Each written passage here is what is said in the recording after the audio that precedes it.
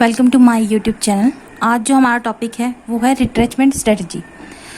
Retrenchment strategy क्या है?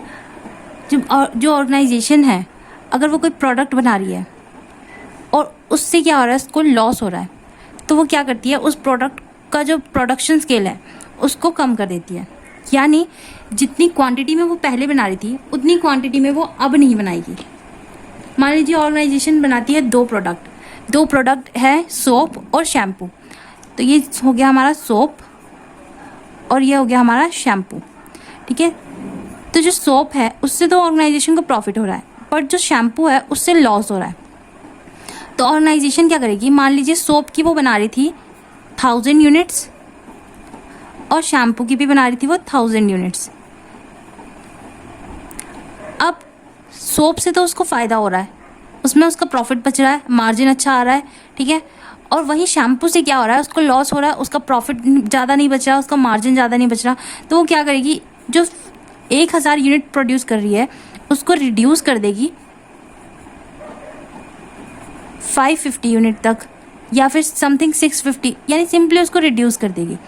क्यों? क्योंकि उसको इतने पे प्रॉफिट हो नहीं रहा, और अगर वो इतना भी प्रोड्यूस कर रही है तभी भी उसको लॉस हो रहा है। ये तो जस्ट इसलिए प्रोड्यूस तभी भी कर रही है क्योंकि इन केस कि वो दोबारा ग्रो कर सके या वो किसी लेवल पे जाके ग्रो कर जाए। तो ऑर्गेनाइजेशन क्या करती है, जिस प्रोडक्ट लाइन से उसको लॉस होने लगता है उस प्रोडक्ट को वो बनाना कम कर देती है, उसकी यूनिट को। तो it is an attempt to reduce any existing product और service line due to loss of firms financial stability. क्योंकि फर्म की जो फाइनेंशियल स्टेबिलिटी है उसका लॉस हो रहा है, तो इस वजह से वो क्या कर रही है, एग्जिस्टिंग प्रोडक्ट की प्रोडक्शन को रिड्यूस कर रही है। अब ऑपरेशन स्केल को क्या करना पड़ता है, इसमें रिड्यूस करना पड़ता है। ऑपरेशन स्केल यानी कि प्रोडक्शन स्केल, यानी जितने यूनिट्स वो प्रोड्यूस कर रही है। तो ऑपरेशन स्केल क्या हो गया, यूनिट्स जो प्रोड्यूस कर रही है, यानी कितनी क्वांटिटी में वो बना रही है प्रोडक्ट को। अब यहाँ पे आ जाती है हमारे पास टाइप ऑफ रिट्रेचमेंट स्ट्रेटजी। हमारे पास 3 टाइप की रिट्रेचमेंट स्ट्रेटजी होती है, वो है टर्न अराउंड, डाइवेस्टमेंट और लिक्विडेशन। अब इन तीनों में क्या होता है, ये ऑप्शंस नहीं है, ये क्या है, एक तरह के कह सकते हैं आप हायरार्की है, क्योंकि ये एक के बाद एक अप्लाई करनी पड़ती है। अगर एक फेल हो गई तो दूसरी अप्लाई होगी। तो अगर टर्न अराउंड फेल हो गई तब डाइवेस्टमेंट करेंगे, और अगर डाइवेस्टमेंट फेल होगी तो लिक्विडेशन स्ट्रेटजी अपनाएंगे। अब इनका मीनिंग जान लेते हैं। तो टर्न अराउंड का क्या मीनिंग है, ऑर्गेनाइजेशन जो है वो क्या करती है, अपनी जो एक्टिविटी है यानी अपना जो प्रोडक्ट वो प्रोड्यूस कर रही है उसको बनाना बंद कर दे, तो वो हो जाएगा turn around. To improve up the lower performance caused by external factor. ये एक्सटर्नल फैक्टर्स कौन है, यहाँ कस्टमर, जो हमने केस लिया है सोप और शैम्पू का। क्यों? शैम्पू किसको पसंद नहीं आ रहा, कस्टमर को पसंद नहीं आ रहा, तो इस वजह से उसको क्या करना पड़ रहा है, उसकी यूनिट कम करनी पड़ रही है। To improve up the lower performance, जो प्रोडक्ट है वो मार्केट के अंदर अच्छा वर्क नहीं कर रहा, उसकी परफॉर्मेंस लो है, और उसको इम्प्रूव करने के लिए ऑर्गेनाइजेशन क्या कर रही है, अपनी यूनिट्स को थोड़ा कम कर रही है। अब इसके बाद हमारे पास आ जाता है second, divestment. To shedding business unit, product division, segment of business operation to reemploy the resource for better performance. इसमें क्या होता है कि ऑर्गेनाइजेशन जो है वो पैसा जो शैम्पू में लगा रही थी उसको निकाल करके किसी और प्रोडक्ट में लगा दे। यानी कि मान लीजिए हमारे पास ऑर्गेनाइजेशन ने अब क्या कर लिया, बॉडी वॉश को बनाने लगी। तो शैम्पू का जो पैसा था बनाने में, जो पैसा शैम्पू बनाने में लग रहा था, अब वो उसको बॉडी वॉश बनाने में यूज़ कर रही है।